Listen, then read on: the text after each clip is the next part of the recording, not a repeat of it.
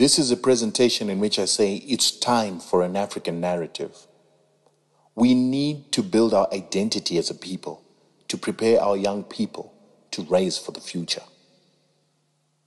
You can fight only for what you love. Love what you respect, respect what you know. Those are the words of Adolf Hitler in Mein Kampf, a book that he used to raise German nationalism just before the Second World War. White people love themselves and respect white supremacy because they know about their supremacy. It's in their history, their present, their make-believe, and their vision for the future.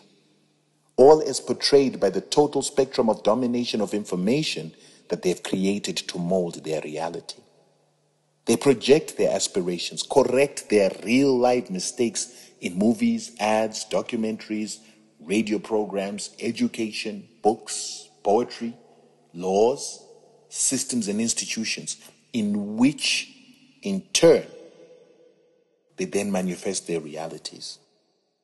Through their control of media, storytelling, values that we use, the culture that we live by, they control the world narrative and reality.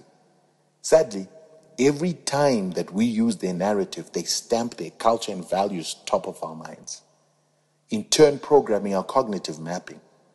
Each time our cognitive map is molded, the opportunity cost is our perception of ourselves is diminished. The challenge for us in this manipulation is that it was designed to make us less competitive for their domination. Because the world is a competition for resources and we keep playing according to their rules. Perception therefore becomes a psychological tool or weapon that is used in the race of life. We say in brand management, perception is reality. It's an indictment on us as Africans that a fictitious world of Wakanda had to be created by Hollywood to give us some form of inspiration as Africans.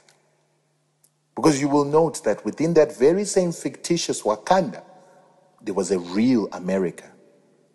And the CIA savior comes from a real American institution. This is all part of the system of brand creation and the attenuation of the African identity. The reason that happened is because we, as the older generations of Africans, have not understood the importance of building and packaging an image of Africa's greatness for our children to inspire them. So we continue to leave our children in the hands of white institutions, which were mandated to actually attenuate black minds. So before Africans can even dream about a renaissance, we need to start understanding the power of the mind and imagination. We have to start afresh and package our values, culture, inheritance, write and rewrite our own history, so that we can package it and give it to our children as a reference point to build self-love, confidence as they move into the future. History is the lens we use to see into the future. For through history, we shape the future. As Africans, we need to remember that we are a great people. Greatness is in our DNA. Our ancestors built the pyramids. They taught the world to read and write. They created irrigation systems, started agriculture, created paper, and the first universities. We must use this heritage to build the esteem of our children, to grow their personal pride, lift their self-confidence, while using that to build a race identity and common interest.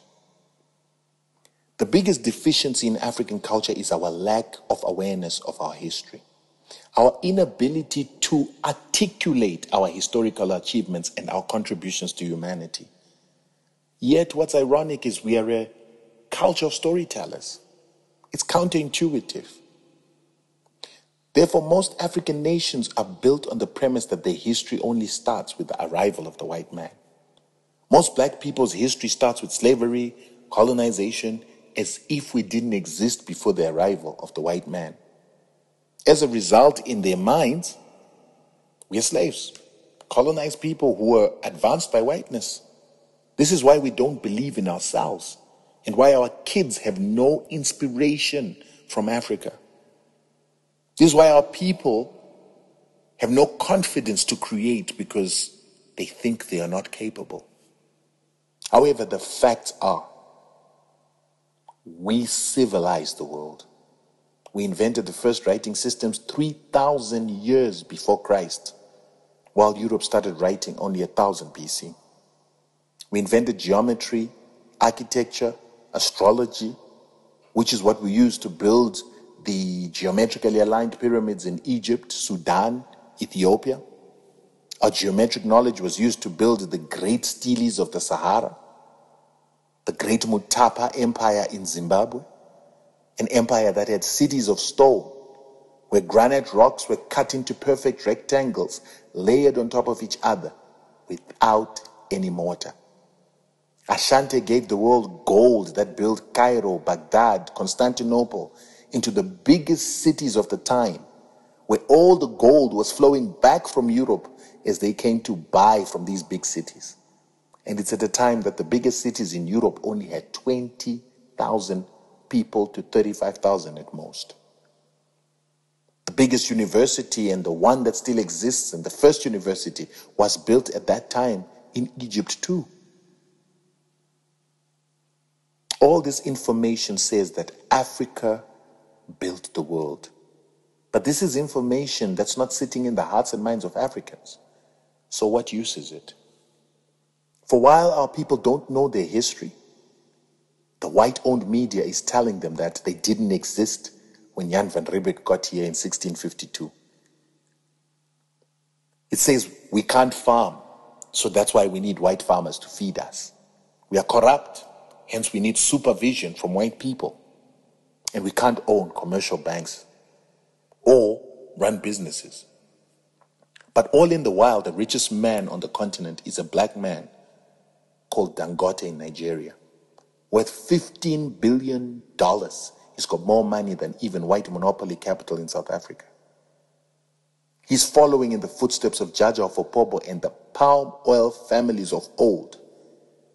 And he made his billions despite Nigeria enduring a century of colonization. He banks his money in blackout banks, operates in a country where MTN South Africa makes its greatest profits, and the country is governed by black politicians. It's time we controlled the narrative in the minds of our people. Yes, we don't own much media, but we have a big advantage. Access to the most effective instant communication platforms that reach our people instantly and intimately. As people who come from a culture of storytelling, it comes without saying that we must speak to the souls of our people through rich content stories, using visual, text, audio, and graphic. In this connection generation, we must leverage technology and the sharing of information to talk to the hearts and minds of our people without intermediaries. Our people are under hypnosis, mind control. It's our responsibility to reverse this possession and mental occupation through smart counsel, interesting communication. Besides telling history, we must educate our people through knowledge about how the world works and how it's a competition between races. We need to simplify complex concepts and package them simply for our people to understand. Things like how slavery and colonization were the worst forms of corruption and crimes against humanity must be a given. The fact that our people lived a prosperous life on this land with sustainable farming practices, sustainable building practices, consuming without depleting for thousands of years before the white man came, which is why the white man had to come from a filthy, disease-ridden Europe to come to a continent with clean water. Animals are not depleted, trees are abundant, clean air and health. And only on the arrival of the white man do we start to see the depletion and the filthing of our environment. We need to teach our people how the Constitution has legalized European pillage by using European laws, systems, conventions, values, and cultures, while ignoring our customs, values, and laws. And yet the laws that are supposed to prevail in our continent and our countries is supposed to be the law of the majority. But what is most important about this endeavor is that we must remember that we're competing with the biggest companies that have huge budgets, skills, and resources, like NASPA's huge 1 trillion rand largesse. But to dominate the share of mind, we must beat them at their own game. We must be more creative, informative, having captivating content that reaches people in the palm of their hand and evokes their emotions before they get contaminated by mainstream media. So I'm appealing to our rich African business people to invest in a project in which we start to digitize the history and heroes of Africa. It is sad that the history of the Khoisan exists in books that were written by white men. Mutapa is superseded by the fictional creation of Sun City. It boggles my mind how when you Google the city of Benin, you only see scant information and you see nothing on Jaja of Opobo. Yet we say that Africa must leapfrog into the fourth industrial revolution. But how do we do that without content? This is the information age, but we're not creating digital information, digital content. With what shall we lift our youth and their spirits? How shall we inspire them if we do not have tangible, accessible, discoverable history?